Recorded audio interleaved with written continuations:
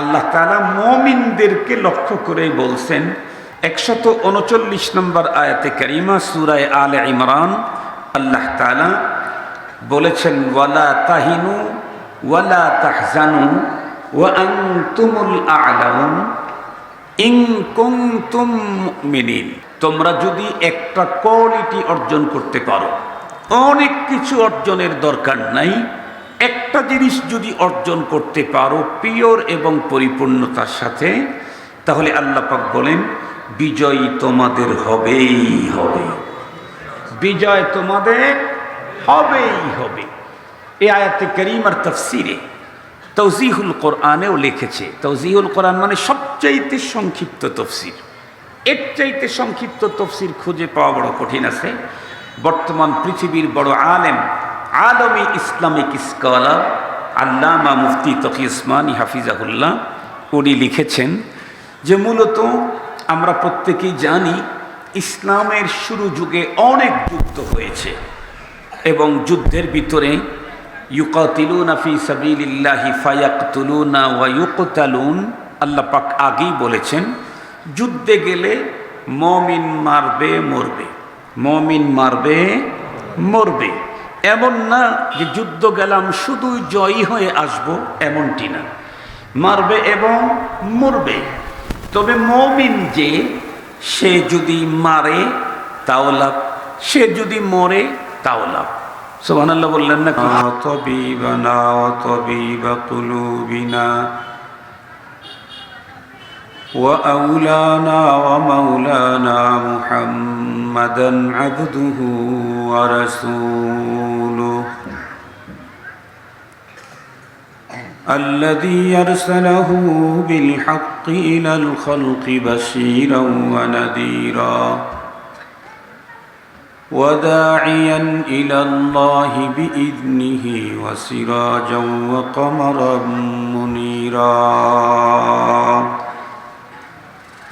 أما بعد فأعوذ بالله من الشيطان الرجيم بسم الله الرحمن الرحيم ولا تهنوا ولا تحزنوا وأنتم الأعلون إن كنتم مؤمنين صدق الله مولانا العظيم وصدق رسوله النبي الأمي الكريم ونحن على ذلك لمن الشاهدين والشاكرين والذاكرين والحمد لله رب العالمين اللهم صل على سيدنا مولانا محمد وعلى آله وأصحابه وبارك وسلم اللهم صل على محمد النبي الأمي وعلى آله وسلم تسليما يا رب صل وسلم دائما أبدا على حبيبك خير الخلق كلهم معزز محترم অধ্যকার দ্বীপ জেলা ভোলা রফিকুল কোরআন তাফসির মাহফিল কমিটির উদ্যোগে আয়োজিত 41তম 3 দিনব্যাপী তাফসিরুল কোরআন মাহফিলের শেষ রজনীর শ্রদ্ধাভাজন সম্মানিত সভাপতি মুআজ্জাজ হযরত বুজুর্গ উলামায়ে কেরাম, বিভিন্ন দ্বীনি মাদারিস থেকে আগত আজিজ তালাবা, বিভিন্ন অঞ্চল এবং দূরদারাজের এলাকা থেকে সমাগত সম্মানিত সুধী, সর্বপ্রথম মহান আল্লাহ পাকের দরবারে আলিশানে লাখো কোটি শুকর যে রব্বে করিম অত্যন্ত দয়া করে মায়া করে ভালোবেসে আমাদের হায়াতকে দীর্ঘায়িত করে আজকের এ মুহূর্ত পর্যন্ত সুস্থ সবল রেখে দুনিয়ার শত ব্যস্ততাকে পিছনে ফেলে রেখে দ্বীনের নিসবতে কোরআনে পাকের মুহাব্বতে জান্নাতি আয়োজনে দ্বীনি ইদারার চৌহদ্দির মাঝে আহলুল্লাহদের মজলিসে আমাদেরকে হাজিরির সুযোগ দিলেন। সে মহান মহিয়ানের দরবারে আমরা প্রত্যেকেই শুকরগুজার হচ্ছি। জবান খুলে ভক্তি সহকারে মুহাব্বত নিয়ে দিল থেকে আবেগের সাথে উচ্চ কণ্ঠে সকলেই পড়ে নেই আলহামদুলিল্লাহ। মুহতারাম হাজিরিন, এই মাদ্রাসার এই মাহফিলে আমি ভোলার সর্বপ্রথম আসা হয়। তার আগে কখনো আমি ভোলা দেখি নাই। সর্বপ্রথম এসেছিলাম আপনাদের এখানে, সম্ভবত 2 দিন ছিলাম, মনে পড়ে এরকম। তখন মাদ্রাসার জিম্মাদার হাফিজ সাহেব হুজুর রহমতুল্লাহ আলাইহি বেঁচে ছিলেন। হযরত মাওলানা হাফেজ মাহমুদুল হাসান সাহেবের শ্বশুর। আজকে আমি বয়ানের আগে ওনার মাকবারা জিয়ারত করে এসেছি। আল্লাহ তাআলা যেন ওনাকে সকল অপরাধ ক্ষমা করে জান্নাতের উঁচু মাকাম দান করেন। হুজুরকে আমি চিনি তাই ওনার কথা বললাম। আরও কত মুরব্বী ছিলেন যারা সেই সময় মাহফিলে উপস্থিত ছিলেন, তারা আজকে পৃথিবীতেই নাই। দিন গড়তে থাকবে, চলতে থাকবে, আমরা হারিয়ে যাব, এটাই স্বাভাবিক। কারণ আমাদের নজর দৃষ্টি যেদিকেই থাক, আমাদের কদম কবরের দিকেই চলতে আছে। আমাদের নজর দৃষ্টি যেদিকেই থাক, আমাদের কদম কবরের দিকে। একজন কবি বড় চমৎকার বলেছেন, কদম সুয়ে মরকদ নজর সুয়ে দুনিয়া, कदम सूए मरकद नजर सूए दुनिया, किधर जा रहा है किधर देखता है, किधर जा रहा है किधर देखता है। আমি যখন থেকে পৃথিবীতে এসেছি তখন থেকেই আমার পদযুগল কবরের দিকেই আগাইতেছে। যদিও আমাদের দৃষ্টি গাড়ি, বাড়ি, নারী, চেয়ার, পাওয়ার, ক্ষমতা, টাকা পয়সা, অর্থ সম্পদ, আরও অনেক কিছু, কিন্তু আমাদের প্রত্যেকের পদযুগল কবরের দিকেই। আজকে সন্ধ্যা আসার সাথে সাথে আমাদের অনেকের মনে অনেক আনন্দ। বিলখুসুস যারা কাঙ্ক্ষিত কোনো জিনিস আজকে মাগরিবের পরে পাবে, সেটা যেই হোক, প্রত্যেকের মনে আনন্দ। কিন্তু মনে রাখতে হবে, আজকের এ সন্ধ্যা আমাকে এক রাত কবরের দিকে আগায় নিয়ে গেল। আগামীকালকের সকাল আমাকে কবরের দিকে এক সকাল আগায়া দিয়ে ফেলল। তার মানে আমি এক সকাল এগিয়ে গেলাম কবরের দিকে। যেতে হবে, কখন জানি না, যেতে হবে নিশ্চিত, কখন এটা জানি না, তবে যেতে হবে নিশ্চিত। মুহতারাম হাজিরিন, এজন্য প্রত্যেকের জন্যই প্রয়োজন হলো পরপারের প্রস্তুতি 24 ঘন্টা গ্রহণ করে রাখা। আমাদের বুজুর্গানে দিন প্রতিদিন শোয়ার সময় রেডি হয়ে শুইতেন যে আজকে ঘুম থেকে আমার জাগার সম্ভাবনা নাই। প্রতিদিন শোবার সময় এভাবে রেডি হতেন। শোয়ার আগে ওসিয়তনামা কমপ্লিট করে যেতেন। ওনার দেনা পাওনার কথাগুলা লেখে বালিশের কাছে রেখে দিয়ে শুয়ে পড়তেন। কেন? সকালে যদি আবার জাগা না হয় তো পরপারে যাতে আমার কোনো সমস্যা না হয়। আল্লাহ পাক আমাদেরকেও পরপারের পূর্ণ প্রস্তুতি গ্রহণের তৌফিক দান করুন। আমরা এমনই একটা মুহূর্তে বাংলাদেশে আজকে দ্বীপ জেলা ভোলাতে দ্বীনি আলোচনার সুযোগ পেয়েছি, যখন পৃথিবীর নাম করা একটি জায়গা, যেটা মুকদ্দাস জমিন, বরকতময় জায়গা, বহু নবী এবং রসুলগণের বিচরণের স্থল। এমনকি পৃথিবীর সবচেয়ে বড় রাজত্ব আল্লাহ পাক যাকে দিয়েছিলেন, হযরতে সুলাইমান আলাইহিস সালাম, উনি তামাম পৃথিবীতে রাজত্ব করেছেন যেই জমিন থেকে, সেই জমিন প্যালেস্টাইন, ফিলিস্তিন আজকে পৃথিবীর ভয়াবহ এক দুঃসময় পার করছে তারা। আপনাদের প্রত্যেকেরই জানা, বর্তমান সোশ্যাল মিডিয়ার মাধ্যমে পৃথিবীর কোনো প্রান্তে কোনো ঘটনা দুর্ঘটনা ঘটলে দুনিয়াব্যাপী ফোকাস হতে আধা ঘন্টাও লাগে না। পৃথিবী এখন মানুষের হাতের মুঠোয়, তামাম ওয়ার্ল্ড, তামাম দুনিয়া মানুষের হাতের মুঠোয়। মুহতারাম হাজিরিন, সেইখান থেকে আমরা অবশ্যই কম বেশি প্রত্যেকেই জেনে ফেলেছি যে পৃথিবীর ইতিহাসের এক চূড়ান্ত দুঃসময় পার করতেছে গাজার মুসলমানেরা। মুহুর্মুহু প্রতিটি মুহূর্তেই আঘাত হচ্ছে অগ্নিয়াস্ত্রের, প্রাণ যাচ্ছে, শহীদ হচ্ছে হাজারো মুসলমান। সবচেয়ে বড় দুঃখ, লজ্জা এবং পরিতাপের বিষয় হলো অধিক সংখ্যক শাহাদত বরণকারী নাবালেগ বাচ্চারা, শিশু, কমজোর নারী, অসুস্থ।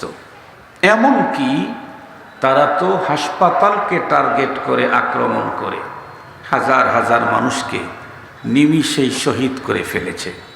সঙ্গত কারণেই এ পৃথিবীর ন্যূনতম বিবেক যাদের আছে, মুসলমানের কথা বলি নাই, ইনসানিয়ত যাদের আছে, মরুয়ত যাদের আছে, মনুষ্যত্ববোধ যাদের আছে, এ জাতীয় কোনো একজন মানুষ গাজার মুসলমানদের বিপক্ষ অবলম্বন করতে পারে না, অবস্থান নিতে পারে না। আর বিশ্বের সবচাইতে সিরিয়াস মুসলমানদের ঘোরতর শত্রু ইহুদিদের পক্ষে মুসলমান কোনো দিনও নিতে পারে না। আল্লাহ পাকের কোরআনে আল্লাহ তাআলা বলেন যে মুমিন কখনো মুমিনকে বাদ দিয়ে অন্য কাউকে বন্ধুরূপে মেনে নিতে পারে না। এরপরেও যদি কেউ সেদিকেই চলে যায়, রব বলেন ফাইন্নাহু মিনহুম, তাহলে তোমাদের মাঝে থাকলেও তোমরা নিশ্চিত জেনে রেখো, তোমাদের মাঝে থাকলেও সে কিন্তু তোমাদের না। তোমাদের মাঝে থাকলেও সে তোমাদের না।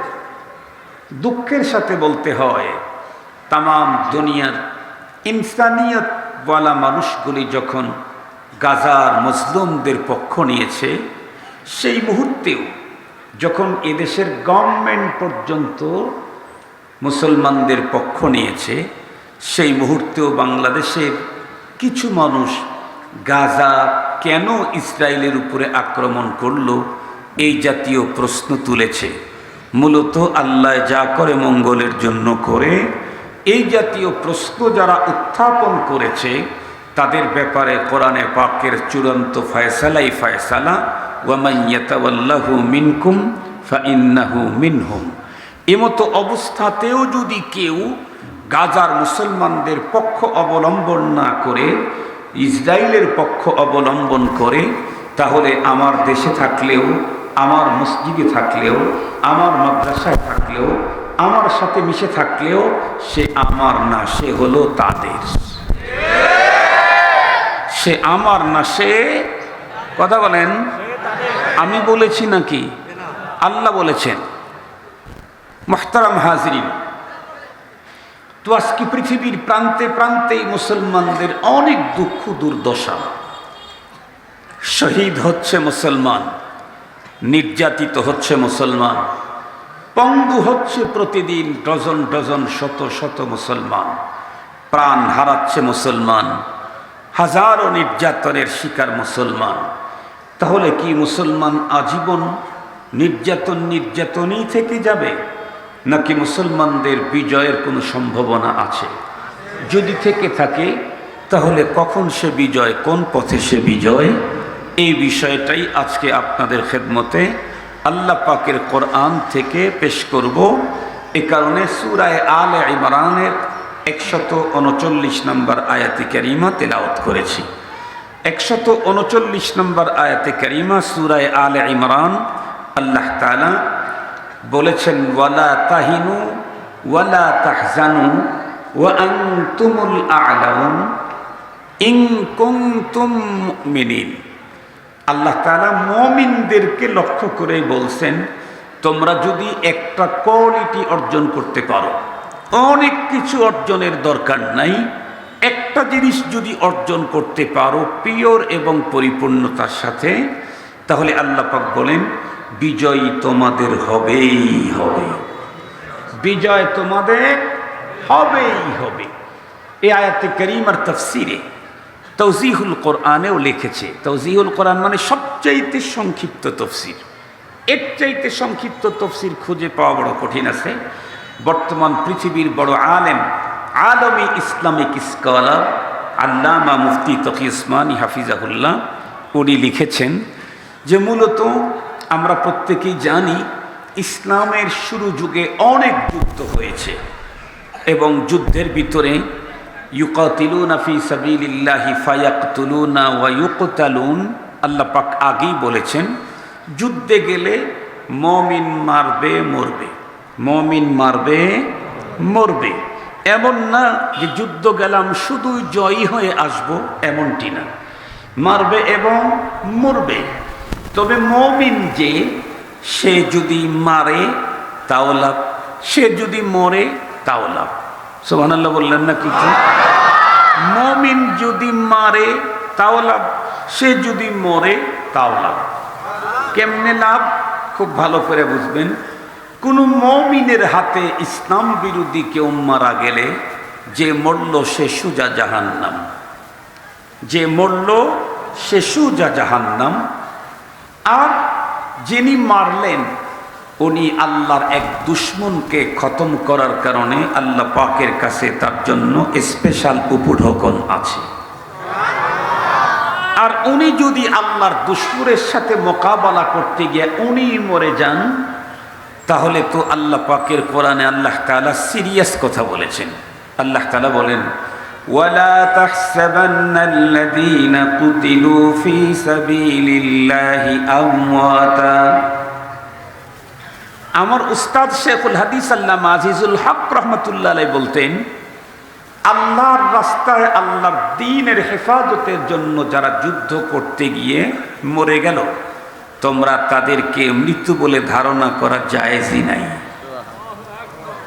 আল্লাহ বলেন লা তাহসাবান্না, কখনোই ধারণা করো না, বরং বালহুম আহইয়া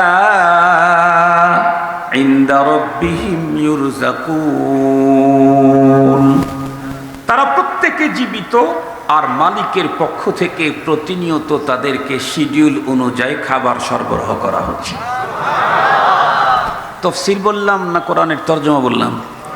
কোরআন শরীফের তরজমা বলছি, তাফসীর বলি নাই। এজন্য মুমিন অগ্রসর হবে সেখানেই নেকি।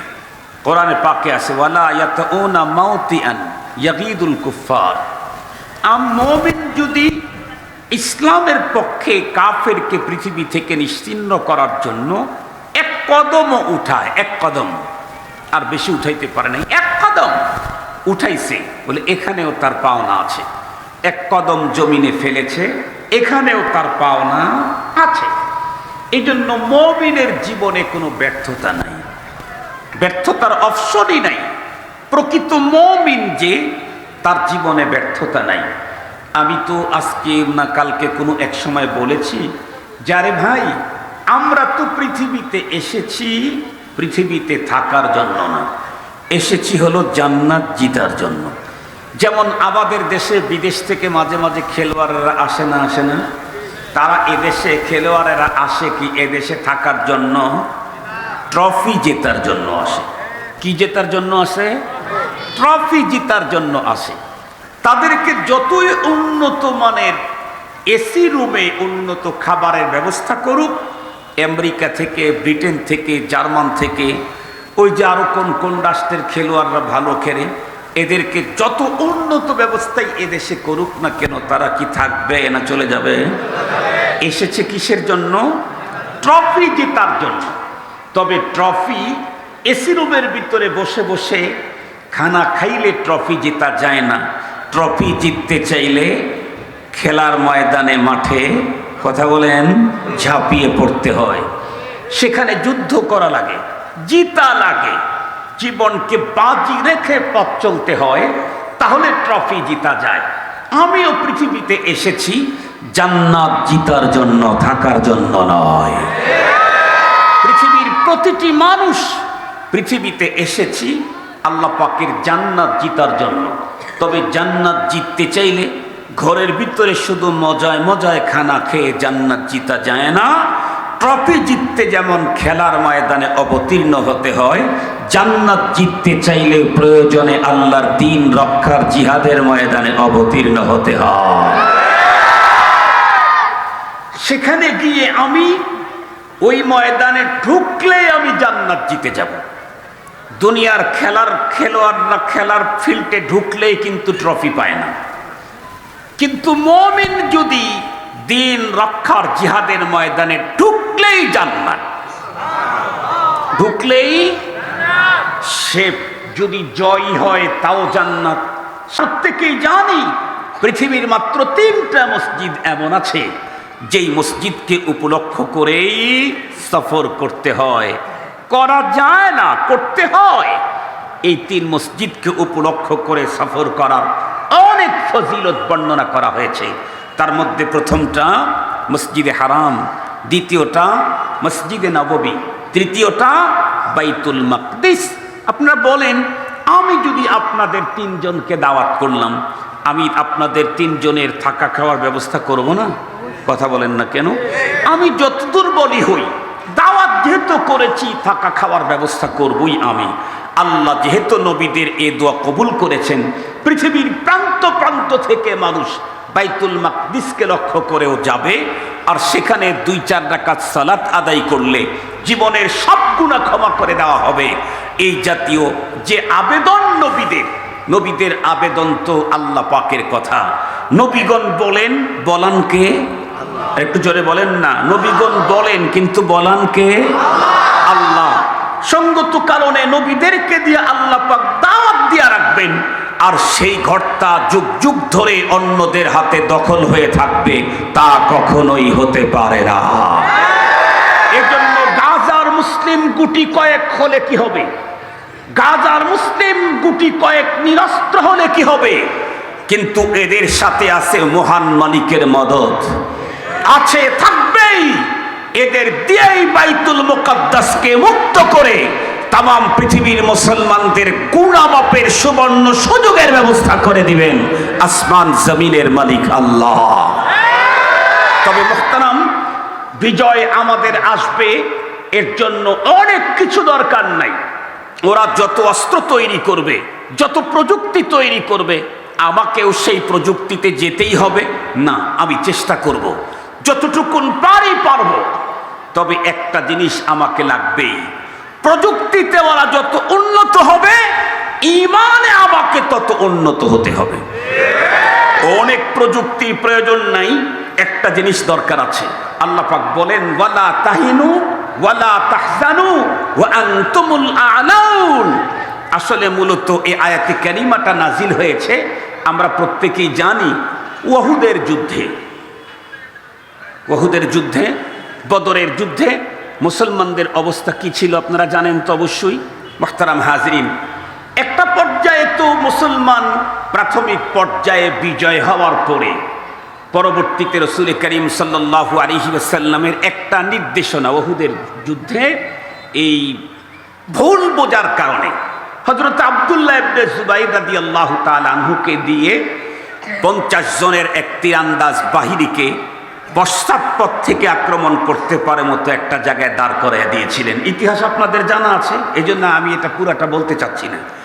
তো সেইখান থেকে প্রথম চান্সেই যখন মুসলমান কাছে ওরা যখন পরাজয় হয়ে গেল, গনিমতের রেখে দেওয়া মালগুলি যখন সাহাবায়ে কেরাম নিতেছিল, তারা চিন্তা করলো যে এখানে থাকার তো আর এখন প্রয়োজন নাই। যদিও উনি নিষেধ করলেন হযরত আব্দুল্লাহ ইবনে জুবাইর যে না, আপনারা যায়েন না, নবীজির পরবর্তী নির্দেশনা আসার আগ পর্যন্ত কেউ যায়েন না। কিন্তু ওনার কথা অনেকেই মানল না, গুটি কয়েক সেখানে থাকলো।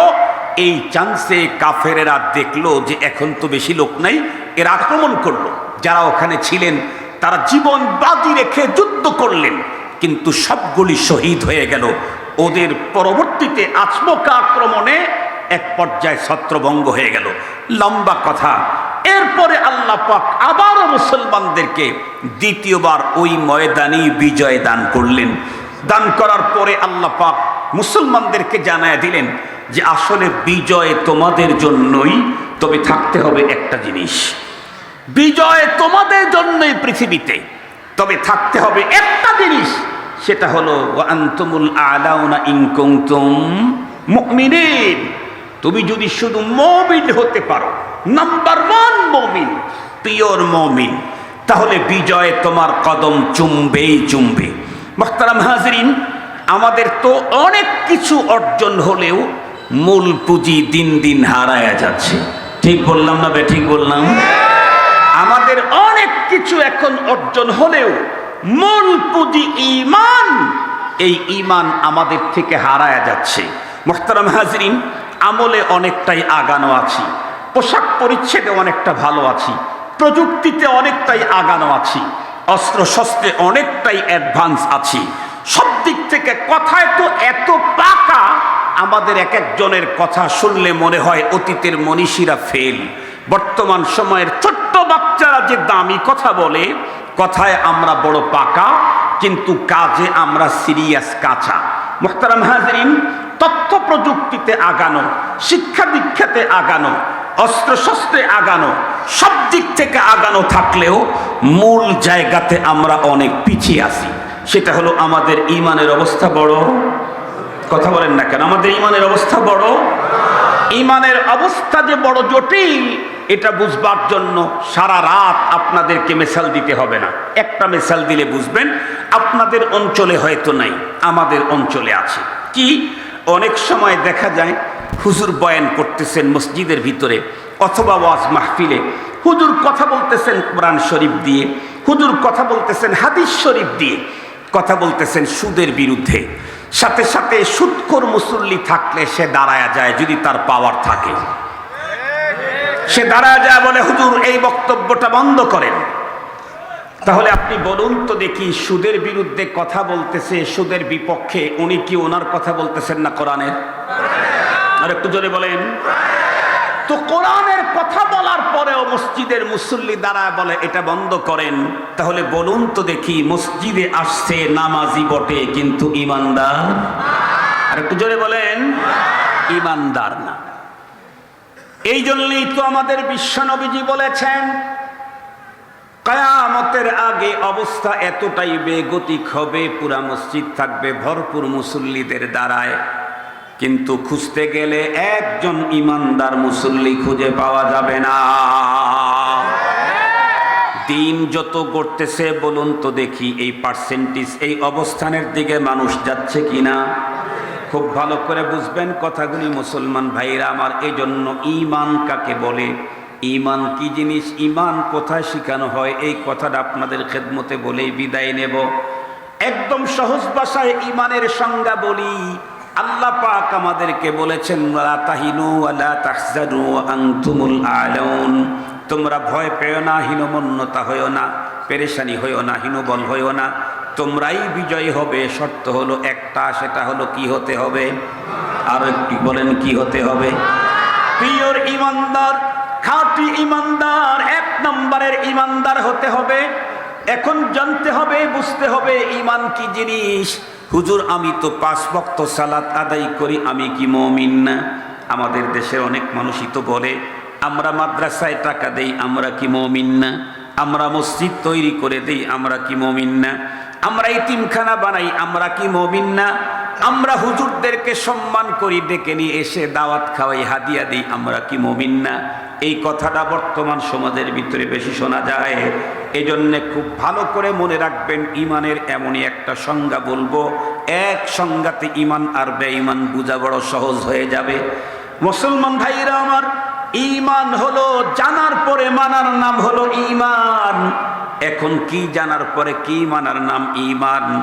একদম সহজ কথা বলি, কোরআনুল কারীমের বিসমিল্লাহর বা থেকে সূরা নাসের সিন পর্যন্ত যা আছে টোটালটার উপরে অবিচল আস্থা আর পূর্ণ বিশ্বাসের নাম হলো ঈমান। মুসলমান ভাইরা রে আমার, কোরআনে পাকের বিসমিল্লাহর বা থেকে সূরা নাসের সিন পর্যন্ত টোটাল কোরআনে যা আছে সবগুলি অন্তরের গভীর থেকে অবিচল আস্থা আর পূর্ণ বিশ্বাস স্থাপন করার নাম হলো ঈমান। খুব ভালো করে বুঝবেন, ঈমানদার হতে চাইলে পুরা কোরআন মানতে হয়, কিন্তু ঈমান কখন চলে যায় এটাও তো জানা দরকার। বেঈমান কখন হয় এই বিষয়টাকে বুঝাবার জন্য একটা ফিকহি মাসআলা বললে ভালো বুঝবেন। বলুন তো দেখি, আমরা নামাজ পড়ি, নামাজ আদায় করি, সালাত আদায় করি, এই নামাজ পড়তে গেলে আগে পরে কিছু ফরজ আছে না নাই? নামাজের বাহিরে ভিতরে কথা বলেন না, কয় ফরজ? আরে দুই একটা কম বেশি হলে নাম্বার কাটা হবে না, বলেন একটা বলে ফেললেই তো হলো। এখানে তো আর ইন্টারভিউ হচ্ছে না। ধরেন 13টা 14টা 15টা 20টা একটা বলেন। আমি মূল উদ্দেশ্য নামাজের ফরজগুলাকে আপনাদেরকে জানানো না, এখান থেকে একটা পয়েন্ট নেওয়া। নামাজের বাহিরে ভিতরে 13 ফরজ।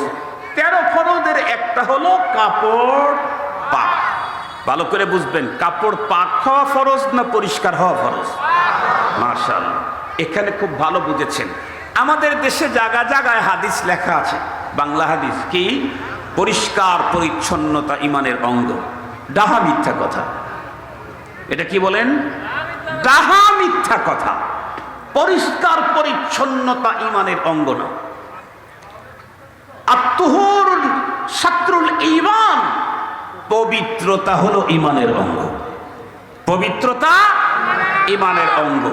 পরিষ্কার পরিচ্ছন্নতাও ঈমানের জন্য প্রয়োজন, তবে পরিষ্কার পরিচ্ছন্নতা হলো সুন্নাত আর পবিত্রতা হলো ফরজ। কথা বলেন, পবিত্রতা কি? ফরজ। পরিষ্কার পরিচ্ছন্নতা হলো সুন্নাত। এজন্য কাপড়টা যদি অপরিষ্কারও থাকে কিন্তু পবিত্র যদি থাকে তাহলে নামাজ হবে। কাপড়টা যদি খুব পরিষ্কার কিন্তু অপবিত্র হলে নামাজ হবে না। কাপড় পবিত্র হওয়া হলো সুন্নাত, ফরজ। কাপড় পরিষ্কার হওয়া হলো সুন্নাত। হাদিসে পাক কিতাবের ভিতরে লিখেছে এই কাপড়টাও আল্লাহর নামের জিকির করে। কারি তৈয়ব সাহেব রাহমাতুল্লাহ আলাইহি লিখছেন, যতক্ষণ পর্যন্ত কাপড় ময়লা না হয় ততক্ষণ কাপড়ও আল্লাহর নামের জিকির করে। এজন্য পরিষ্কার পরিচ্ছন্ন কাপড় পরে নামাজ পড়লে নামাজের ভিতরে ওই কাপড়ের জিকিরের কারণে অন্তরের ভিতরে নিশাত আছে, ইবাদতে নিশাত তৈরি হয়। ময়লাওয়ালা কাপড় নিয়ে নামাজ পড়লে ইবাদতের ভিতরে নিশাতটা একটু কমে যায়। আপনারা দেখবেন, লক্ষ্য করেন নাই তাই বুঝেন নাই। তো এই কাপড়টা পবিত্র হতে চাইলে যত প্রকারের নাপাক দুনিয়াতে আছে, ধরেন 20 আইটেমের নাপাক আছে দুনিয়াতে। যেমন মানুষের পেশাব পাক না নাপাক? পায়খানা, তারপরে ব্লাড, পুজ, তারপরে মজি ওদি মনি আরো যা আছে সব নাপাক। এরপরে গরু ছাগলের পেশাব পায়খানা নাপাক। ধরেন 20 আইটেমের নাপাক আছে। সবগুলি নাপাক থেকে যদি এই কাপড়টা সেফ থাকে তাহলে কাপড়টা পাক। কিন্তু জিজ্ঞেস করতে চাই, এই কাপড়টা নাপাক হওয়ার জন্য কয় আইটেমের নাপাক লাগা লাগে? না, কমপক্ষে অর্ধেক। 20 আইটেমের মধ্যে কমপক্ষে 10 আইটেম লাগলে তারপরে কাপড় নাপাক হবে। কয়টা? একটা লাগলে পুরাটাই নাপাক, কমপ্লিট নাপাক। মনে রাখবেন, কাপড়টা পাক হওয়ার জন্য 20 আইটেমের সবগুলি নাপাক থেকে কাপড় সেফ থাকলে তারপরে পাক হয়, কিন্তু নাপাক হওয়ার জন্য সবগুলা লাগে না, একটা লাগলেই পুরা কাপড় নাপাক হয়। ঈমানদার হতে চাইলে বিসমিল্লাহর বা থেকে সূরা নাসের সিন পর্যন্ত টোটাল তার উপরে অবিচল আস্থা আর বিশ্বাস স্থাপন করতে হয়, তাহলে ঈমান হয়। বেঈমান হওয়ার জন্য পুরা কোরআন বিশ্বাস করা লাগে না, কোরআনের একটা অক্ষর বিশ্বাস করলেই পুরাটা কাফের হয়ে যায়। এই মাসআলা যদি বুঝে থাকেন তাহলে আর এখন আর জোর গলায় বলতে পারবেন না আমরা কি মাদ্রাসায় টাকা দেই না, আমরা কি মুমিন না? মাদ্রাসায় টাকা দিলে মুমিন হওয়া যায় না, মসজিদ নির্মাণ করলেই মুমিন হওয়া যায় না। ভালো করে বুঝবেন কথা, দাতব্য চিকিৎসালয় চালু করলেই মুমিন হওয়া যায় না। মুমিন হতে চাইলে কোরআনে পাকের বিসমিল্লাহর বা থেকে সূরা নাসের সিন পর্যন্ত বুঝে আসুক আর না আসুক আল্লাহর কালাম আমাকে মেনেই নিতে হয়, অবিচল আস্থার বিশ্বাস থাকতে হয়। সঙ্গত কারণেই সুদের বিরুদ্ধে হুজুর কথা বললেই কেউ যদি লাফ দিয়া দাঁড়ায় তাহলে এই লোকটা ইমানদার না বেঈমান? ও তো নামাজের মসজিদের ভিতরে এসেছে, তাহলে বোঝা গেল এখন মসজিদ ইমানদারদের দ্বারায় ভরা না, বেঈমানের সংখ্যা বেশি আছে। বিজয় আসবে না তো, অস্ত্র দিয়ে বিজয় আসবে না তো, প্রযুক্তি দিয়ে বিজয় আসবে না। বিজয়ের জন্য তথ্য প্রযুক্তির প্রয়োজনীয়তা আছে, অস্ত্রের প্রয়োজনীয়তা আছে, আছে শিক্ষাগত যোগ্যতার, কিন্তু এক নম্বরে দরকার হলো ঈমানের। এক নম্বর কিসের দরকার বলুন? আর একটু জোরে বলেন। হুজুর বক্তব্য দিয়েছে কোনো এক কথা, নেতার কথার সাথে টকরাও লেগেছে। নেতার কথা, নেতা একটা বলেছে, হুজুর উল্টাটা বলছে। আসলে হুজুরেরটাই সঠিক, নেতারটা হলো ভুল। এরপরেও নেতার পক্ষের লোক দাঁড়ায় গেল, হ্যাঁ আপনার বাবক বক্তাই বলেছে, জবাব দেন। মনে করতে হবে উনি নেতা হতে পারেন কিন্তু ইমানদার না। নেতা হতে পারেন কিন্তু ইমানদার না। ইমানদার হওয়ার জন্য টোটাল কোরআনকে 100% বিশ্বাস করতে হবে। যতক্ষণ পর্যন্ত কোরআনের সাথে সমর্থিত কথা হবে, সে আমার পক্ষের লোক হোক আর বিপক্ষের লোক হোক, আমি তাকে সাপোর্ট করতেই হবে। যদি না করতে পারি তাহলে বুঝবো আমার সব আছে কিন্তু ঈমান নাই। মুসলমান ভাইরা আমার কথা ভালো করে বুঝবেন।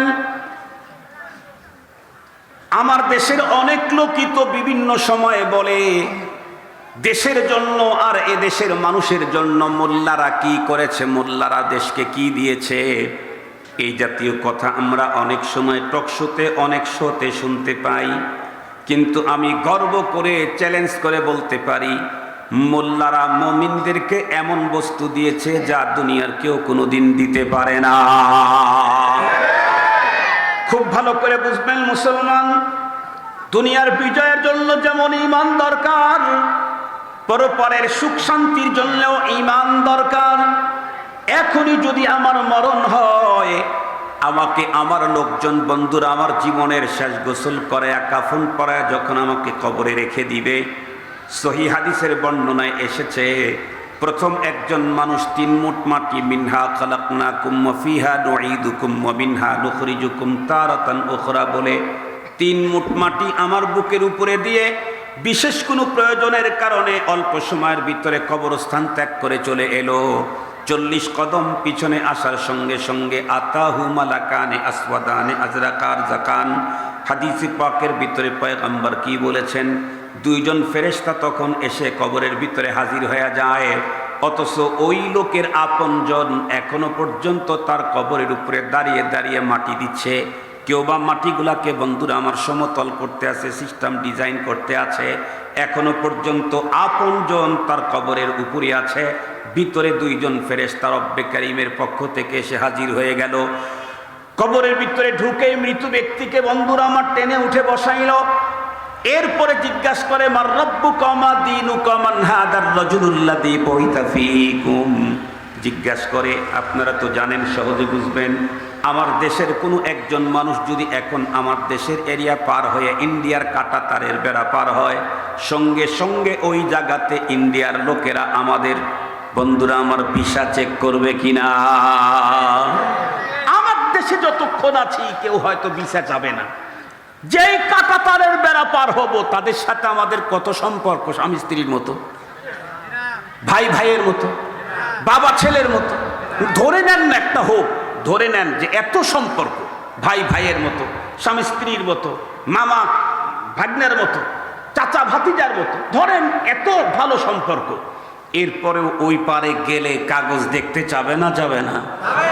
আপনি যদি তখন বিএ পাশের পর্যন্ত যত ডিগ্রি আছে সব কাগজগুলো যদি দেখান, এই যে আমার এসএসসি, এইচএসসি, বিএ, এই যে কি এর আগে কি কি কি আছে জানি, এর আগে কিছু ডিগ্রি আছে না, এখন কি কি ওই যে ছেলেদের এই আগে তো ছিল হলো মানে প্রাইমারিতে যায় পিএসসি জিএসসি আরো কি কি আছে না এখন নতুন নাম, সব ডিগ্রির কাগজ যদি দেখায়, বলেন তো দেখি ইন্ডিয়ার লোকেরা কি বলবে? এই বস্তা নেওয়ার তো দরকার নেই, ওই ছোট্ট এতটুকুন কাগজটা দেখাইলেই হবে। কোন কাগজ? ভিসার কাগজ। ভিসার কাগজ কিন্তু এত বড় হয় না, ভিসার কাগজ এই এতটুক অথবা এই এতটুক হয়। ওই ভিসার এতটুক কাগজ দেখাও, এগুলি দরকার নাই, এগুলি তুমি তোমার চাকরির জায়গায় দেখাও। এই দেশে ঢুকছো তো ভিসাটা দেখাও। ওদের সাথে আমাদের এত সম্পর্ক, তারপরেও কাঁটা তারের বেড়া পার হইতে যদি ভিসা দেখতে চায়, এই দুনিয়া ছেড়ে যখন কবরের জগতে ঢুকবো, ফেরেশতারা ভিসা দেখতে চাইবো না? আরেকটু